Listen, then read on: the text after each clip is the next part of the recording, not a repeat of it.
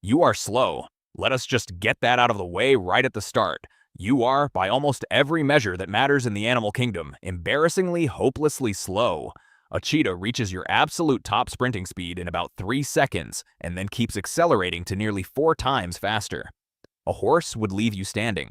A greyhound, a rabbit, your own house cat could probably beat you in a short race across the yard. Put a human in a straight sprint against almost any animal its size, and the human loses badly. So here's a question that should not make any sense. If we are this slow, this weak, this unimpressive in a race, then why is it that a human being, given enough time, can run down almost anything on Earth? Not sprint after it, chase it, follow it, wear it down, hour after hour, until the faster, stronger animal simply gives up and collapses. Because we can. We have. And it may be one of the biggest reasons you are alive to hear this at all. You are not built to be fast. You are built to be relentless. And once you understand how, you will never look at your own ordinary, unremarkable body the same way again, because hidden inside it is one of the most terrifying endurance machines that evolution has ever produced. And that word matters, because we are about to prove it. Not with opinion, but with your own anatomy, your own sweat, your own heartbeat. By the end of this, you will realize that the slow, ordinary body you have carried around your whole life is secretly one of the most dangerous long-distance predators this planet has ever built. It just hides that power behind the fact that over a short distance, almost everything alive makes you look pathetic. There are several layers to this, and each one is stranger than the last. So let us break it down, one at a time. Let us go. Start with just how badly we lose a sprint, because it really is almost funny. Nature is full of speed, and we are near the bottom of the list. The cheetah, 70 miles an hour. The pronghorn, 60. The horse, 45. The dog, 30. You, on a very good day, maybe 15. 15 miles an hour, and only for a few seconds before you are gasping, cramping, and slowing down. In a world of predators and prey, you look like easy food. A slow, soft, clawless, fangless creature that cannot climb well, cannot fly, and cannot even run away properly. On paper, you should have been eaten out of existence a long, long time ago. Something should have hunted these clumsy, upright apes down to nothing. Something with claws and speed and teeth. And for a long stretch of our story, plenty of things tried. We were prey. We were stalked and snatched and eaten by big cats and hyenas and creatures far more frightening than anything alive today. We did not survive because we could fight them off, and we did not survive because we could outrun them. We survived because slowly we found a way to turn the one thing we were actually good at into a weapon. And yet here you are, the descendant of a long line of these slow, soft creatures, who somehow became the most successful large predator the planet has ever seen. So what is the trick? How does the slowest kid on the savannah end up on top of the food chain? The answer is that our ancestors stopped trying to win the race everyone else was running and quietly started running a completely different one. Here's the key idea, and it changes everything. Speed and endurance are two completely different games, and they pull the body in opposite directions. Almost every fast animal on Earth pays for that speed with a brutal weakness. They can go incredibly fast, but only for a very short time. The cheetah is the perfect example. That blistering sprint lasts maybe 30 seconds before its body starts to overheat so badly it has to stop, or it will literally cook itself to death from the inside. And this is the crack in the armor of nearly every fast animal alive. Speed generates heat, an enormous amount of it, and getting rid of that heat is the single hardest problem a running body faces. A galloping animal is basically a furnace with legs. Run it too long, and it does not slow down because it is tired.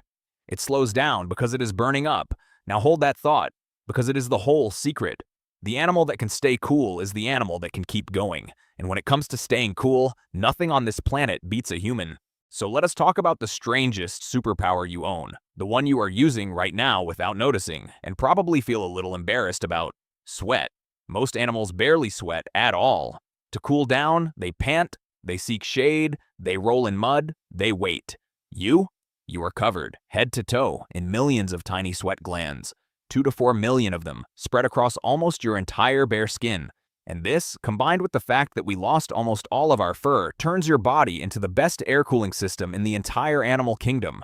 As you run, sweat spreads across your bare skin, evaporates, and carries the heat away, constantly on the move without you ever having to stop. A furry, panting animal cannot do that. It has to halt, open its mouth, and breathe hard just to shed heat. You shed it automatically with every stride while still going full speed. And there is a second, sneaky advantage hiding in how we breathe. When a four-legged animal gallops, its guts slam back and forth like a piston with every stride, and that forces its lungs to breathe in lockstep with its legs. One stride, one breath. It literally cannot choose to breathe faster to cool down while it runs. But you stand upright.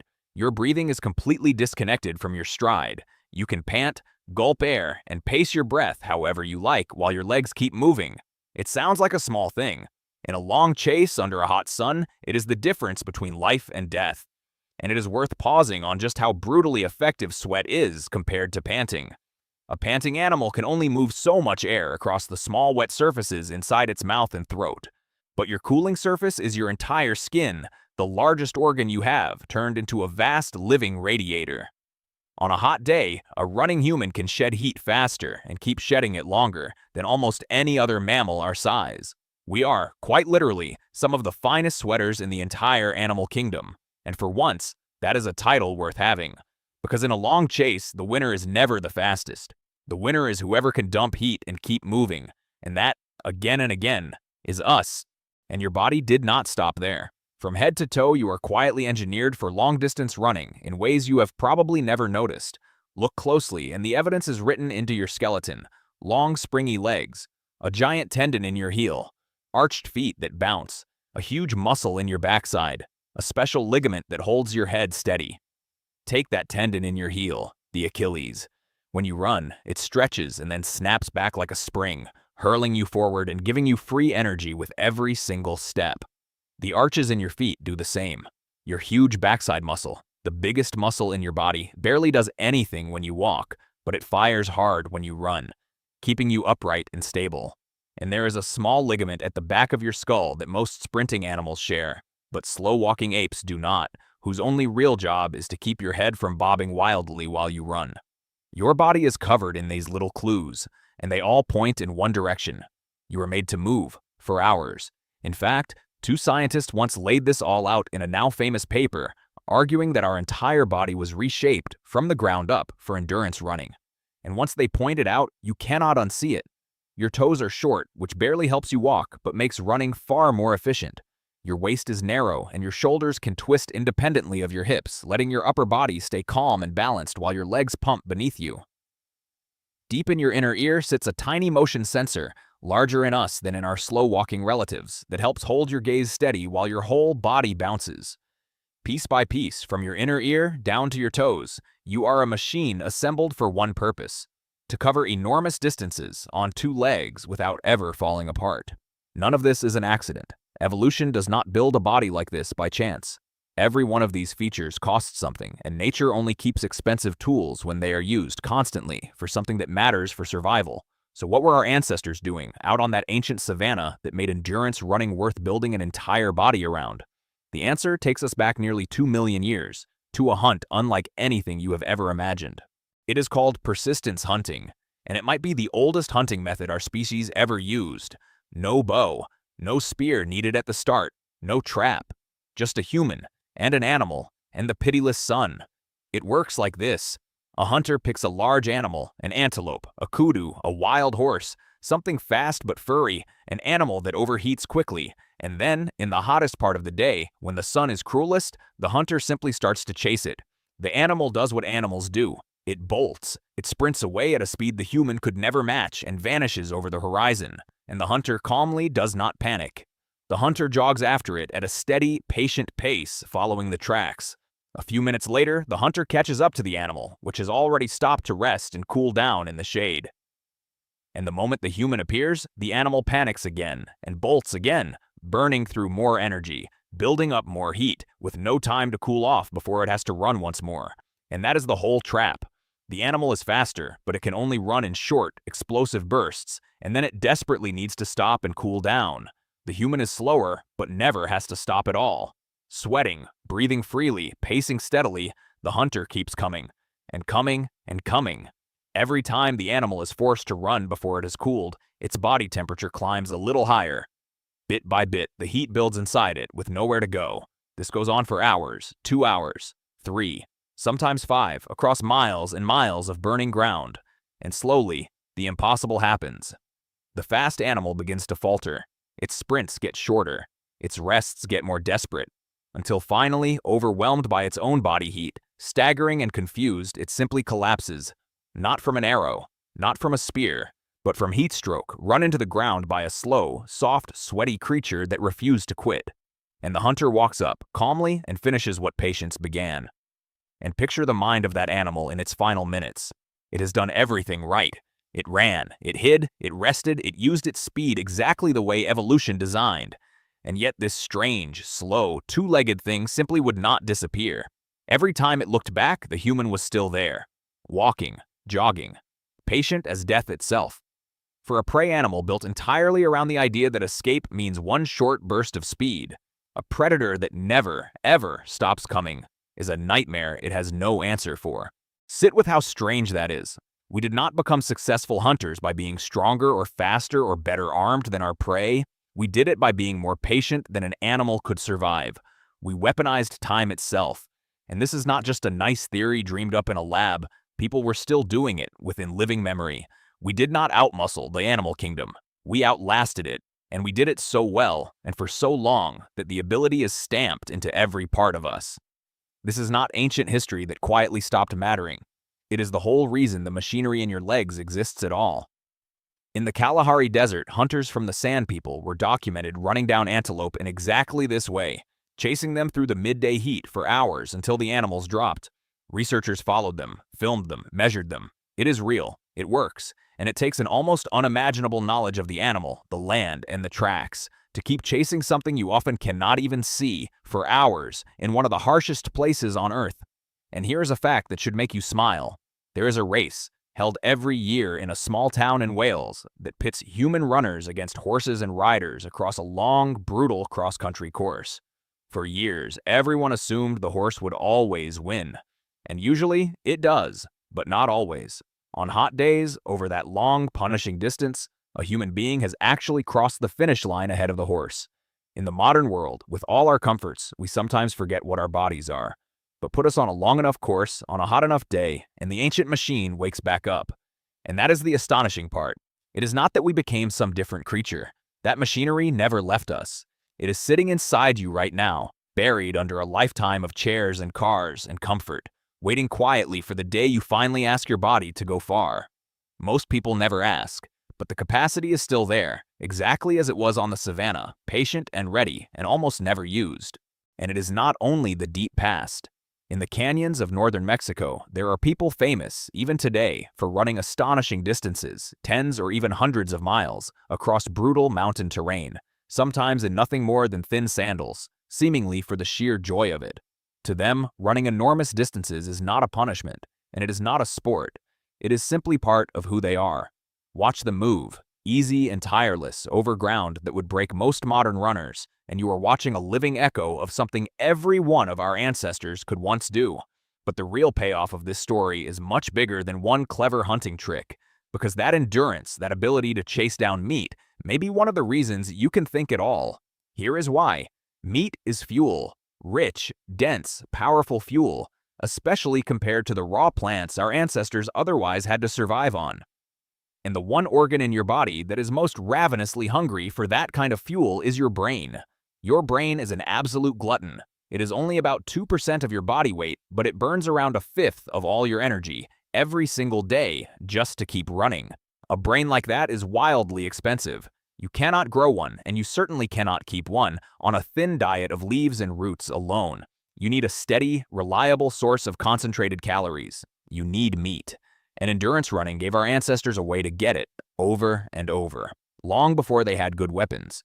There is a fascinating twist buried in here, too. To afford that greedy, expensive brain, something else in the body had to shrink. And it did. As our diet grew richer with meat, our guts actually got smaller, because rich, dense food is easier to digest and does not need a huge energy-hungry stomach to process. So we quietly traded gut for brain, a shorter digestive system feeding a longer, deeper mind. It is one of the great bargains of human evolution, and it was paid for, at least in part, by the meat our ancestors ran down beneath the sun. So follow the chain. Losing our fur and learning to sweat let us run in the heat. Running in the heat let us hunt by endurance. Endurance hunting gave us meat. Meat fed a bigger, hungrier brain. And that bigger brain is the thing that eventually invented language, tools, fire, art, and every single thing that makes you human, including your ability to sit here and understand this sentence. It is entirely possible that you can think these thoughts because your ancestors could run. And that is not just poetry. It is a real chain of cause and effect that many scientists take seriously. The idea that endurance, diet, and brain size grew up together, each one quietly feeding the next. Run to eat to think to survive. The slow ape that could go the distance did not only catch more food than its rivals, it slowly, over 1,000,000 years, outthought every other animal alive. Think about what that really means. The next time you feel slow, or weak, or unimpressive next to the sleek, fast, powerful animals of the world, remember what you actually are. You are the descendant of the greatest endurance hunters that have ever lived. You come from a line of creatures that could outlast a horse, run an antelope into the ground, and walk across a continent on their own 2 feet. That power did not disappear. It is still folded up inside you, right now. And you can still feel it if you look. Why do humans alone among animals run for fun? Why do millions of people willingly run marathons, races longer than a marathon, races across entire deserts and mountain ranges, pushing their bodies for hours and hours with no prey at the end of it at all? No other animal on Earth does this. A cheetah would think you were insane. But something deep in us still answers the call to go long. Some people run 100 miles at a stretch through the night up and down mountains on purpose for no reward but the finish line. Their bodies swell and ache and beg them to stop, and they keep going anyway. To almost every other creature on Earth, that behavior would look like madness or a death wish. To us, somehow, it feels a little like coming home, because for most of our history, going that far, for that long, was never a hobby. It was the entire point of the machine. And this endurance did not just fill our bellies. It carried us across the entire planet. Think about it. Our ancestors walked out of Africa and over thousands of generations spread to nearly every corner of the Earth, on foot, across deserts, over mountain ranges, through freezing tundra and dense forest. No other large predator has ever colonized so many wildly different worlds, and we did it powered by almost nothing but legs, lungs, and the sheer refusal to stop. The same endurance that ran down an antelope is the endurance that walked an entire species across continents and turned one African ape into the animal that now lives absolutely everywhere. There is even a reward built into it. Push through a long enough run, and your body can flood your brain with a wave of natural chemicals that lift your mood and dull your pain, the famous runner's high. Think about how suspicious that is. Your body actually rewards you, chemically, for running long distances. It is almost as if, deep in our evolution, staying on the hunt for hours needed to feel good enough that we would keep doing it. Nature does not usually hand out pleasure for nothing. That reward is a fossil, buried in your own brain, left over from a time when running long meant eating well and living. It is a strange and beautiful thought, that the deep ache you feel on a long run and the quiet high that sometimes floats up underneath it are both messages from a body that was shaped by the chase. Your ancestors needed to run far, and so nature made running far, at least eventually, feel good. That feeling is not modern at all. It is a gift and a leftover from the hunt. So, why can nothing outrun a human? The honest answer is that plenty of things can outrun you, for about 30 seconds. Over that distance, you are one of the slowest large animals alive, and you always will be. But stretch the race out. Add the miles, add the hours, add the heat, and one by one, every fast, furry, powerful animal on Earth begins to falter and fall and stop. And still, you keep going. That is the real answer. Nothing outruns you, because outrunning was never the game you were playing. While everything else was built to win a sprint, you were built to win a war of attrition against time and heat and distance itself. And in that war, patient, sweating, upright, and endless, you are one of the most dangerous animals that has ever lived. You were never built to win the sprint. You were built to be the last one standing when the sprint is long forgotten. Not the fastest, not the strongest, just the one that could not ever stop. That is not a small thing. It is one of the deepest truths about what we are, written into every tendon, every sweat gland, every steady breath you take. So the next time you go for a run and it hurts, and every part of you wants to quit, remember, that refusal to stop is the oldest power your species has. It is the reason you exist. You were never just running. You never were.